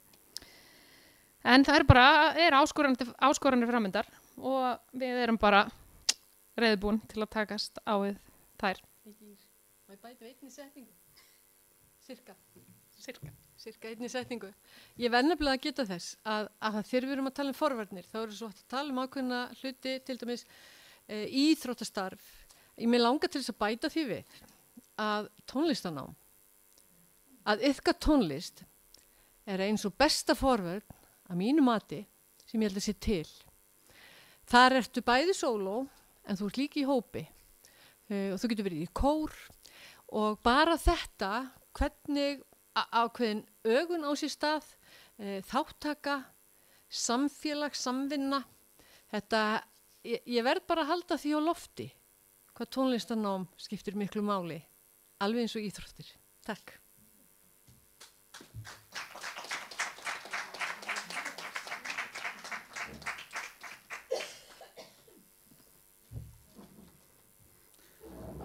Margrét og Dagný, kæra þakkir fyrir þetta. Nú erum við komin undir liðin umræður og spurningar og við ætlum eiginlega bara, við Mari vorum samlað það, bara fólk héldi sæti sínu, sé ekki að koma hérna upp, en við erum með hérna mikrofón einhvers staðar hérna og þetta var það náttúrulega bara dagskrána, hvaða vangaveltur og annað slíkt fólk hefur þessi frábæru erindi sem hér voru lögð fram. Sælunur. Og orðið laust ef að einhver með fyrirspurnir eða vangaveltur eða bara vill spjalla málefnin. Sigríður, gjör svo vel. Já, takk fyrir og takk fyrir þessi fínu erindi. Sko ég fór bara að velta fyrir mér sko að þegar var dregið hana fram eins og með snjalltækin fyrir svefnin að og einnig líka varðandi einelti þá hjó ég eftir því og Dóra að Vesturland skar sig úr varðandi það hvað var áberandi minni snjalltækja notkun fyrir svefn og það var líka með einelti. Er eitthvað búið að skoða svona eitthvað samhengið hana? Nei, bara takk fyrir þetta. Þetta eru nýgögn, þannig að það er ekki búið að skoða í þessu mér vitanlega að greina þarna. Þetta er greinlega fylgni á milli og spurning, er þetta orsaka samband þarna eða bara fylgni, er það einhver þáttur sem er áhrif á þessa þróun í báður áttir, en það hefur verið náttúrulega, með rannsóknir sem sýna það að snjallsímarnir og annað að getur ýtt undur haft neikvæð áhrif á einelti og það er mikið af þessu, það er til þetta rafræna einelti líka, við erum ekki spyrja, við veitum ekki hvers konar einelti, að það er ákveðið einelti sem á sér stað þar og það sem að börn voru áður, kannski urðu bara fyrir einelti þegar þau hittu önnur börn eða aðra, eða í skólanum og kannski komið heim og voru þá í rauninni örugg frá því umhverfið áreitinu sem að einelti var, að það getur fylgt þeim heim ef þau eru með snjallsímana, þannig við vitum þetta, það er alveg vísbendingar um það og alveg sýnt fram á það að það eru margir sem upplifa þetta einelti á gegnum tækin og við erum þess að vinna með fjölmiðlanemnd og heimil og skóla og svona, það er aftur þetta svona netöryggismál, bara hvernig við getum tryggt ennþá meira netöryggi og annað, þannig að það alveg finnst þetta mjög skarplega aðtóð hjá þér að sjá að það geta verið mjög bara ákveðnar skýringar á því og bara líkur á því að ef við erum minna með þessi tæki að þá sé það, hvort sem það eru gerundur eða þolendur, að það sé eitthvað minna það líka að upplefa allavega þá einelti á netinu og í gegnum þessar snjalltæki. En ég held að það sé alveg klárlega, ég held að mér ástæða mjög gott við höfum verið að ræða þetta lengi, við nú bóðaði líka forsetinn okkar Halla, við bóðaði bæði og fund svona sem við farið bæði varðandi hvernig við drögum úr ofbeldi í samfélagin og í rauninni hvernig við drögum úr þessari snjallsíma, og talaðum símafrið, það eru ákveðnir vinnustofu núna, hvernig við getum skapa meiri frið frá símanum og ég held að það er mikið býður þar líka ungu fólki, þetta ekki þau án þeirra að fá þau til að segja hvernig þau vilja gera þetta. Þau benda mikið á að við erum bara í það að fullorðna fólki sé ekki alltaf bestu fyrirmyndirnar og við þurfum að passa okkur að við ætlum að fara að vera með einhverju að segja eitthvað að þá fylgjum við orði og gerum eins og við segjum, að við séum ekki stöðugt í símanum og við látum það ekki hvernig er okkar hegðun að það skiptir máli. Þannig að ég held að það sé mjög margt sem við þurfum að skoða, en það sem að einn aðilinn sagði þarna að hann upplifði þetta svolítið eins og þegar að bíllinn kom fram á sjónarsviðið og svo kom hérna voru einhver umferðarreglur og þau eruðu alls konar slys. Nú hefur við alveg verið sammála um það, við stoppum á rauðu ljós og við setjum okkur öryggisbelti þó að hérna kannski í flestum tilfellum þurfum við ekki öryggisbeltinu að halda en við erum samt tilbúin að leggja ýmislegt á okkur til þess að vernda okkur og aðra og við þurfum einhverja svoleiðis umferðarreglur varðandi þessi snjalltæki. Við erum ekki að fara að banna þau en við erum að fara að finna einhverja leiðir þar sem við getum umgjörst þau þannig að við verndum okkur og að þið valdi sem minnstum skaða. Takk bara.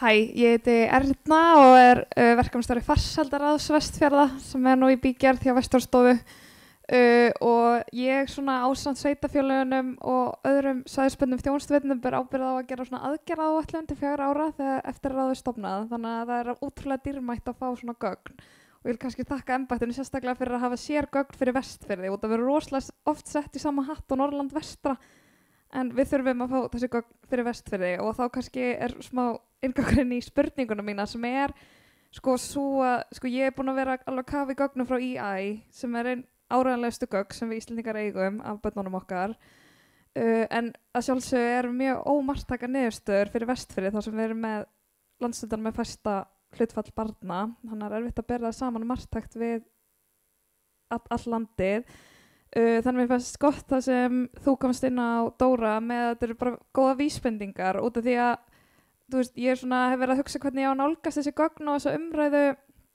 út af ég finna það bæði þú veist, stundum við slegið þetta niður út af því að þetta ómarktækt, skilurðu, og það hugsað að þetta eru svo fáir og það bara 1-2 sem drekka, þá fer alla niðurstöðunar í rugl, þú veist, og ég vildi kannski spyrja bara hvernig þið hafi verið að nálgast þessi gögn og þessu umræðu, hvað þetta varðar, hvort þið séu með einhver tips, hvernig við getum einhvern veginn unnið með þetta með réttum hætti og farið rétt að þessu.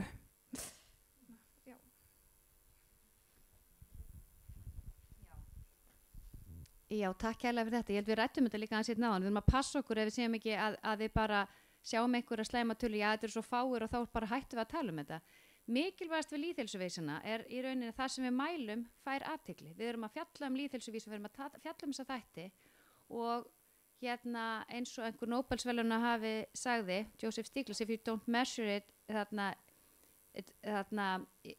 já og hérna hann sagði what you measure get treasured, hann sagði líka and if you don't measure the right thing, you don't do the right thing. Þannig að við erum að byrja á að measure the right thing og bara að byrja á að mæla það.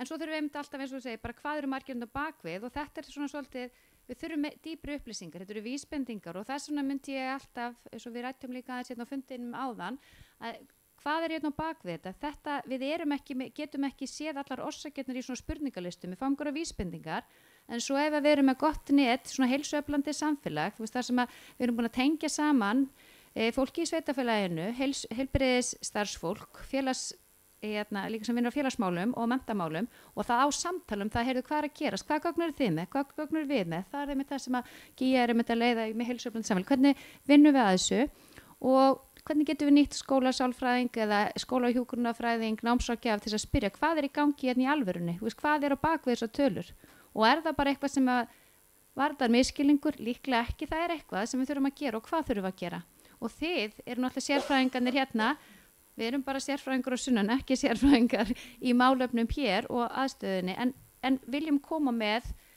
þessi gögn, þessar mælingar til þess að fá samtal við ykkur þannig að þetta fá athygli og að þetta leiði til það sem við viljum, til aðgerða, til þess að bæta þetta eins og við höfum gert, meðal annars þegar við drógum úr unglingadrykkjunni, svo höfum við að sjá vísbendingar þennan foreldraslaka, þú veist bara ungmennir að segja, foreldrar mínir, við sjáum það í framhaldsskólum, nú er það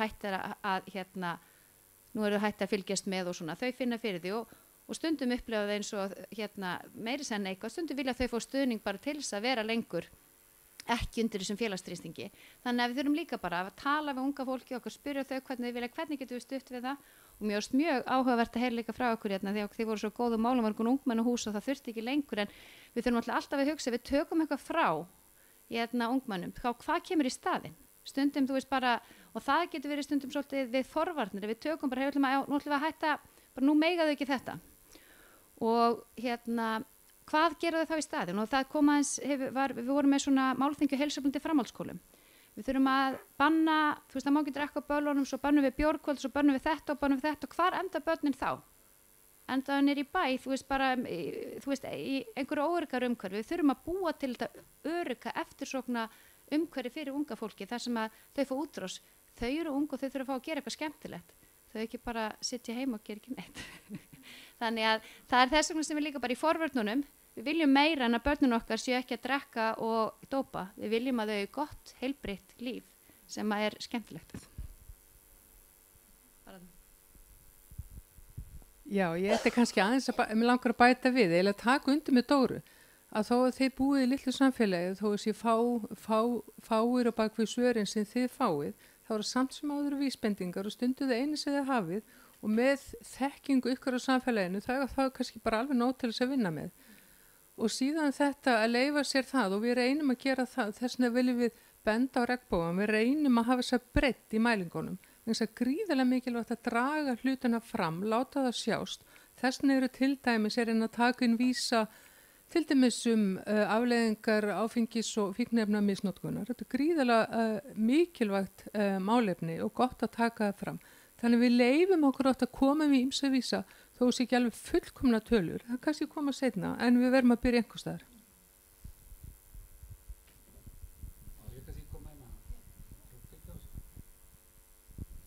Halló, ég mér? Já, ég það sló mér rosalega þessi glæra. Ég held að þú hefur verið með að Dóra nauðganir og ég bara forvitna sko meira sko er þetta bara tilkynnt atvik eða er þetta eitthvað sem fer að borða lögreglu? Er gerandanum refsað sem slíkum eða er þetta bara það sem kemur fram í skoðanakonum? Hvernig er lagaramminn? Þetta er svolítið vísspurning sko, ég er svona að reyna að átta mig á umfanginu og hvort þetta rati rétta boðlegir í bara löggæslukerfinu okkar. Þessi spurning er úr íslenskum æskulýðsrannsóknum, þannig að þetta er það sem við svara og á bara í könnun. Og þannig að það er enginn sem verður vitna því við vitum ekkert, þetta er ekki persónureikjanlegt. En þarna held ég sko að hafa svara þessu sko játandi, þarna held ég að við séum gríðarlega tækifæri sko að koma með svona spurningar en það sem skólahjúkrunarfræðingar eru. Þær spyrja aðeins aðeins þar fara ekki alveg þarna, en ég held við þurfum að eiga samtal þarna, þannig að það sé einhver sem grípur þig þegar þú svarar svona spurningu, þú situr ekki bara einhvers þar svarar svona spurningu og svo er engin eftirfylgni. Þannig að við í rauninni er þetta einhver svona vísbending og það hefur svona aðeins eitthvað það að svara játandi, þetta er spurningin svona hefur einhver haft munnmök eða samfari við þig gegn þínu vilja einhver tíman ævina að mér skilst svona einhver umfjöld og það er ekki endilega einhver sem hafi upplifað þetta sem nauðgun en af því þá er líka bara kannski orðið svo bjagað hver upplifun okkar er á að hvað þurfi og þetta er náttúrulega þessi umræða bara frá því að við vorum úlingar og það bara nei þýðir nei og það er ekki nóg sko já því já upplýsta samþykki sem er svo bara mikilvægt samtal sem við þurfum að eiga og ég held einmitt eins og þú talar gerendur og eftir tíðum þá allavega þeim sem við höfum talað við í framhaldsskólum sem vinna með svona málefni þá getur náttúrulega upplifun tveggja einstaklingu verið ótrúlega ólík og ekki allir sem sjá hlutin eins og það er bara hluti af því hversu vanþroska við erum í umræðinu þessi málefnu og hvað við þurfum að gera betur þarna.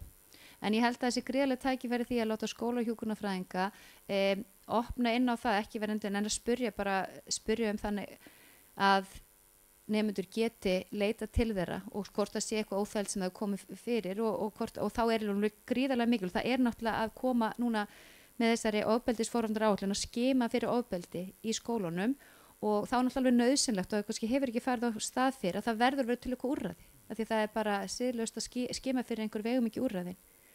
Og þar er einmitt ef við svo komum inn í sitt í stjórn minningarsjóðs Bryndísarklöru þar sem er einmitt mikil áhuga á því að koma með og styrkja hið opinbera. Við viljum að það sé á vegum hins opinbera úrræði fyrir bæði, sko fyrir þolendur ofbeldis og þú veist alls tegundu ofbeldis því að það líka, það hefur svo gríðarlega mikil áhrif á það á alla líka andlegu, líkamlegu og félagslegu hliðar heilsunar að vinna ekki úr ofbeldinu og hérna byrja það inni og þannig að það eitthvað svona sem og það þarf þerfalegt teymi þarna sem við eigum ekki til og hérna verið að vinna á sem jákvætt og hérna vonandi fyrir við að sjá bara heilmikið gerast á því bara strax á næsta ári.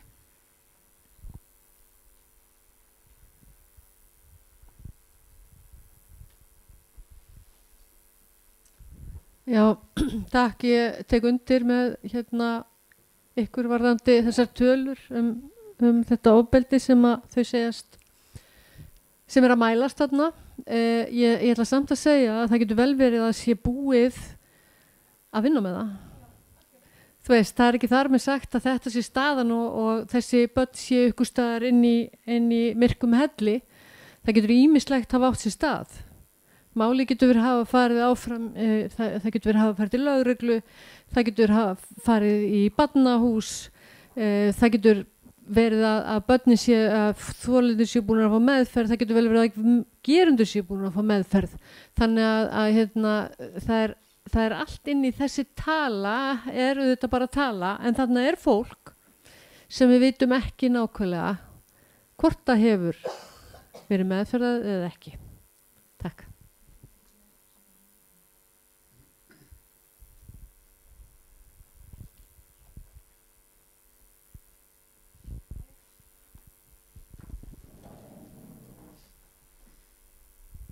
Komið sæl, ég heiti Erna Sigrún og hérna forvarnafulltrúi og námsráðgjafi í Menntaskólanum á Ísafirði. Virkilega gaman að setja þennan fund og margt áhugavert komið fram. Ég ætla að lifa og hærist í forvarnamálunum með mínum nemendum og við skólameistari höfum verið mjög ötulega við að benda á þörfina fyrir einhvers konar hús eða svæði fyrir krakkana til þess að geta þroska sig án í raun og veru áfengis og vímuefna. Þannig að það í raun og veru svona okkar stærsti punktur og okkur vantar vettvang fyrir þau til þess að vera ekki bara í mögulega áfengisdrykkju eða einhverju þaðan að verra. Og við að því tölurnar sína ekki þessa miklu aukningu áfengisdrykkju sem við erum að upplifa hér bæði í 10. bekk veit ég og 1. bekk í Menntaskóla að þá það bara það sem við sjáum á feltinu að þau eru bara í síauknum mæli að halla sér að áfengisdrykkju og það eru orkudrykkir, það eru tóbaks vörurnar sem eru líka mjög mikið að koma inn og þetta bara gríðalegt áhyggjuefni. Og ég hef miklar ágjör af félagsþroskanum að þau séu í raun og veru að missa ákveðna svona seglufærni að því þau eru svo mikið í tækjónum og þau eru svo lítið í samskiptum. Þannig að þetta svona gríðalegt ágjörni líka að þau séu bara ekki, hafi ekki seglu til að sinna til dæmis náminu eða leggja sig almennilega fram. Þannig að ég held að við sem samfélag þurfum að saminast í þessu og ég myndi gjarna vilja til dæmis bara hækka skemmtistaðaldurinn upp í 20 ára eins og tíðkast í bænum. Hér erum við með 18 ára aldurstakmark á öldurhúsum þannig að það fer ekki alveg saman að vera 18 ára en svo 20 ára áfengistakmark. Þannig að þetta eitthvað sem við sem bæjarfélag og bæjarfélög gætum tekið umræðina Það var engin spurning í þessu, mér langaði bara að koma þessu framfæri. Takk.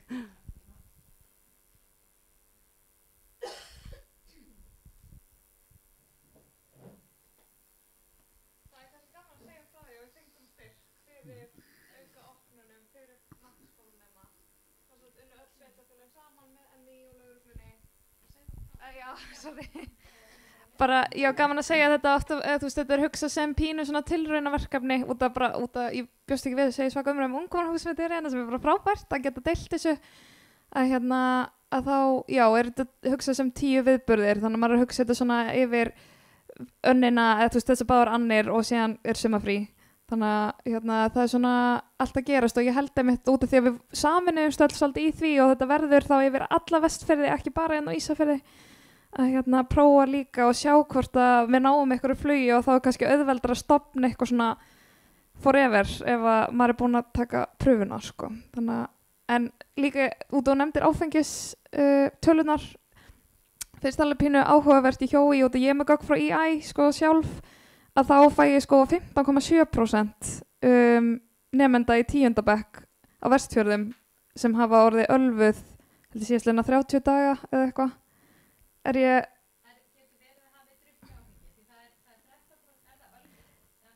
Já, það var Já Já Já og drukki áfengi síðastleina 30 daga Já Já, ég held nefnilega út af því að þetta kom líka náttúrulega fram í ungt fólk hérna á Ísafirði, svipu tala yfirheld í síðastleina 30 daga, ég held ég sé ekki að ljúga Já, ekkert mál, ég má ekki deila mínu en en ég get sýnt ykkur þetta núna en já, bara takk fyrir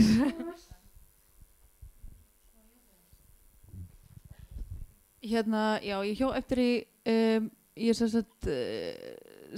er búin að fylgjast með þessu lýðheilsuvísum svolítið lengi að því ég skrifaði meistarreikjana mína lýðheilsustarf á sveitarstjórnarstigi og bara við lýðheilsustarf á sveitarstjórnarstigi í Noregi og þannig að ég hjó mig eftir því að ég man þegar ég var að skoða þetta hvað mér fannst jákvætt hvað við hreyfum okkur mikið og ungmenni fyrir vestar hreyfa sig mikið sem að hefur farið niður og bæði kannski að varpa spurningunni í salin hvað getur valdið því að það hefur minkað en líka kannski að við kannski pælum í svona hvort við vitum eitthvað hvort sem mismunandi með byggðakjarna því ég held að aðgengi að skipulegar hreyfingu er mjög mismunandi með byggðakjarna og það er kannski ekki allir sem leggja á það að kæra kannski frá Þingari yfir eða eitthvað svoleiðis en nú veit ég ekki hvernig framboði er á Þingari eða í þessum litlu byggðakjörnum á skipulegar hreyfingu ég veit að það verið að því ég vinn á Flateyri að það er eitthvað aðeins verið að setja í þar en það er kannski væri áhugavert að skoða það hvort það hefði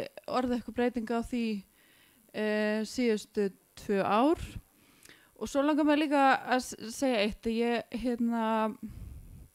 varðandi geðheilbrigðismálin ég sést líka með bakgrunn í sálfræði og að við horfum kannski meira á þessi frumbernsku ár af því að við erum bara að sjá það í rannsóknum að 0-3 ára þá getum við haft mest áhrif á varanlega mótun heilans frá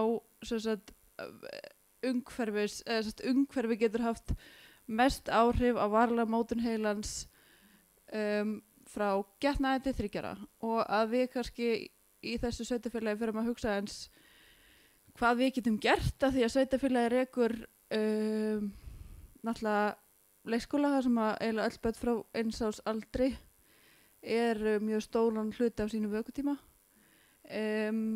og það er margt gott verið gert ég veit að það var styttur vistunartími barna upp á 18 mánaða sem var svona út frá geðheilsusjónum mjög jákvætt og það voru börn meira með foreldrum sínum eða gott fyrir flest börn þar að segja já, að við kannski líka veitum þessu æfiskeiði líka svolítið mikla og verðskulda athygli því að það líka fáum við mest fyrir peningin að fjárfesta þar. Yes.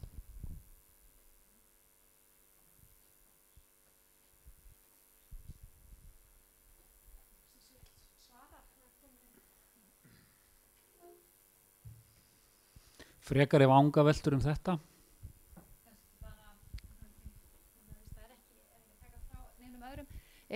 Í þessari aðgerðaráætlunum sem er að vinna að nýjum lýðheilsu áskorun ungmenna, það er sko fyrsta aðgerðin fyrstu 1000 daga barnsins, ég er bara til heilsugur undir, þetta er náttúrulega við vitum það, þetta er mesta, við fáum mest tilbaka og það sem fyrir úrskeiðis þarna fyrstu dagana kostar miklu meira að laga eftir á, þannig að þetta er gríðarlega mikilvægt og þarna, og svo maður líka bara, þarna hefur Ísland líka verið bara til fyrirmyndar með ungu og smábarnaverndina, þar sem við erum að vinna heilsueflingu og forvörnum bara á heimsmælikvarða og við þurfum bara að útvíkka það eins meira og í allt samfélagi fyrir þessa fyrstu 1000 daga því að þeir eru mikilvægastir.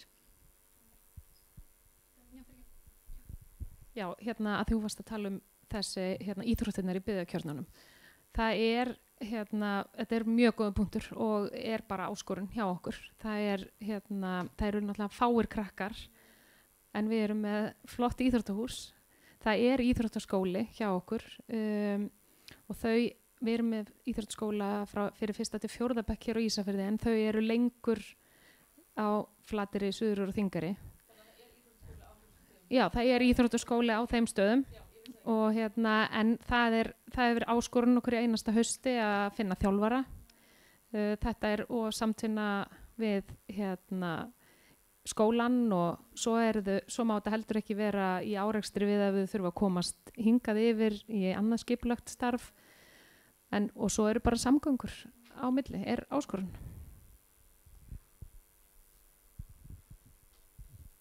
Má ég aðeins bæta við að því að sko þetta samt eitthvað stórt sem að gerast þarna. Vegna þess að ég hjó eftir því að árið 2023 hreyfðu 10. bekkingar sig á Vestfjörðum af 40% sem stundu virkarhreyfingu. Það komið niður í 17,7. Þannig ég held að þetta snúist eitthvað meira. Vangavel, ég veit ekki hvort það sé svar, en vangavelta við því sem við komum upp hjá mér og segja að sko fjárhagsáhyggjur hjá fullorðnu fólki á Vestfjörðum og líka stór aukist á sama tímabili, þannig að það kannski eitthvað sem við þurfum að skoða. Og fyrirkomulagið á ég veit ekki hvernig fyrirkomulagið með frístundakortið, ég hef ekki kynnt mér það, en ég veit til dæmis eins og í Grindavík að þá borga foreldrar bara 45.000 krónur fyrir árið og þú getur stundað hvaða íþróttaiðkun sem og niðurgreiðslan á móti þannig frá sveitarfélaginu í staðinn fyrir kortin af því að það eru vísbendingur að þeir sem kannski þurfa kortin mest ekki að sækja þau og þetta væri þá leið til að fjölga þeim sem að hreyfa sig og væri kannski jafnvel sama fjárhæð sem að bærinn setti í það nema myndi gagnast þeim sem að þurfa það mest. Þannig að það var kannski, myndi alltaf í hug þegar þú sagðir þetta. Já, ég ætla líka að bæta þið við á sama tíma virkur ferðamáti fullorðinna að minnka. Þannig að, þú veist, það fólk bara almennt ekki að fara út og hreyfa sig. Að þetta snýst líka það, virk hreyfing. Fyrirmyndi barnana og svo framvegis.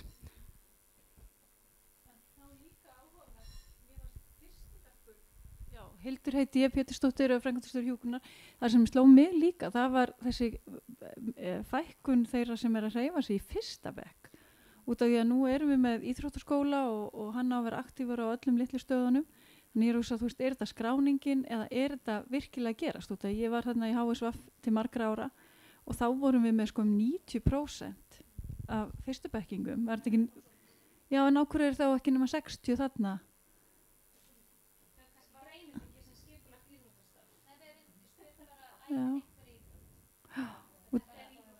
Já, hvað er æfa? Út af því að íþróttaskólinn og við höfum nú alltaf verið og verið mjög stolt af honum og lyft honum virkilega upp sko.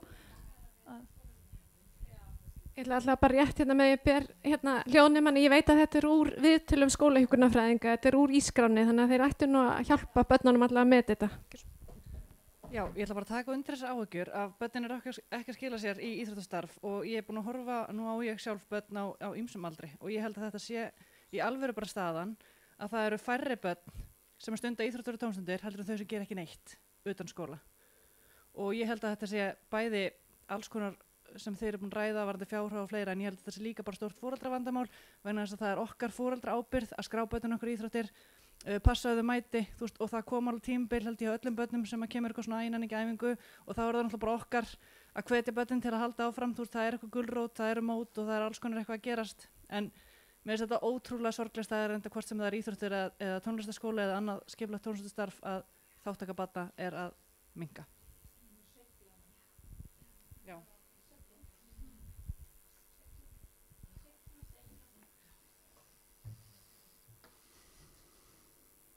Jæja, þetta búið að vera frábærar umræður og frábær erindi hérna í dag. Ég ætla að þakka fyrir mig en María Heimisdóttir landlæknir ætlar að ljúka þessu fyrir okkur. Gjörðu svo vel, María.